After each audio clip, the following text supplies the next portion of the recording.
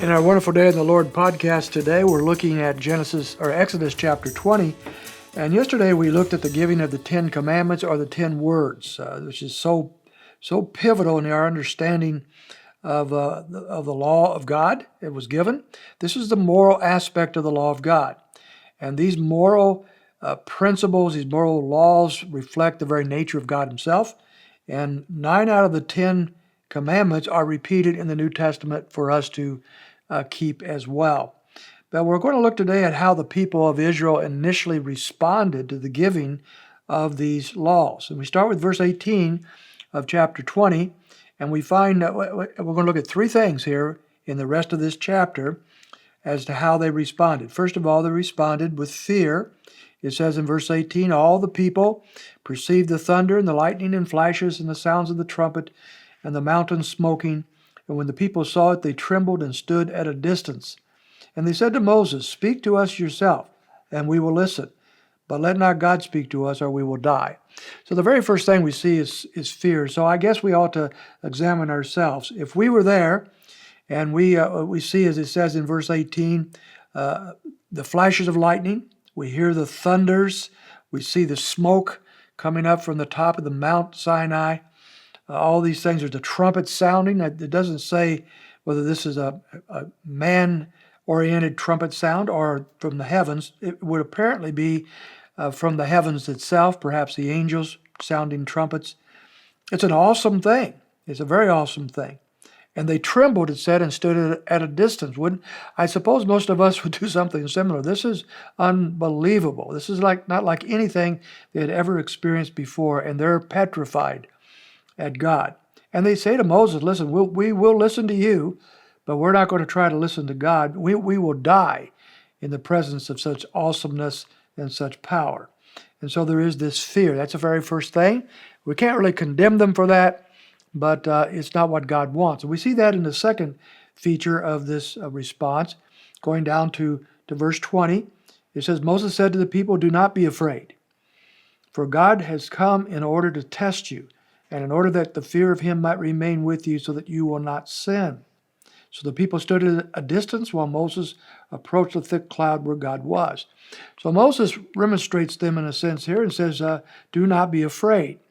But then he turns right around in the same verse, and this is kind of perplexing, isn't it? He turns right around and says that God is doing these things to test you in order that the fear of him might remain with you. So on the one hand, he says, do not be afraid. On the other hand, he says God is doing this. God is putting on this unbelievable display of his power and his holiness that you may fear him. So what is he saying here? Don't fear him, but fear him. But here's we see where we can't just look at the meaning of words itself. We have to look at the context and what is being said. So fear means fear, but there's different kinds of fear. The first kind of fear, and Moses says don't do this, is this cringing fear that would drive the people away from God. This is a fearfulness. It isn't drawing these people to God.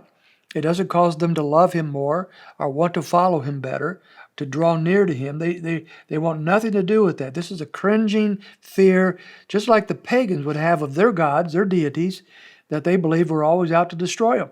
And that's kind of where the people of Israel are here. They realize God is all-powerful, but that does not draw them to him. And so they're fearful in a wrong way. And Moses points that out. But then he calls on them to fear God in the proper way.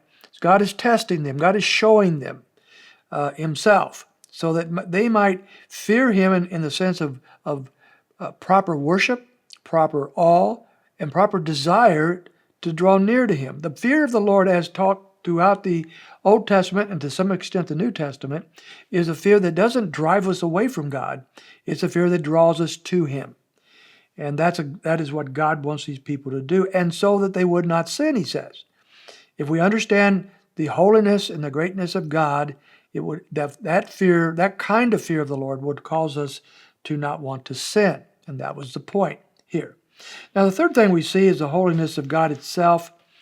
As we go through verses 22 on down, we find that he talks again about not being making other gods, not being worshiping God in wrong manners. God is a holy God. He must be treated holy. And then even in the way they worship, in verses 24 on down, you shall make an altar of earth for me. And then in verse 25, you'll make an altar of stone for me, but you'll not build it out of stones that you use tools on. It doesn't give commentary on this, but apparently the Lord wanted them to make altars that were made out of materials that he had created, not what man had created.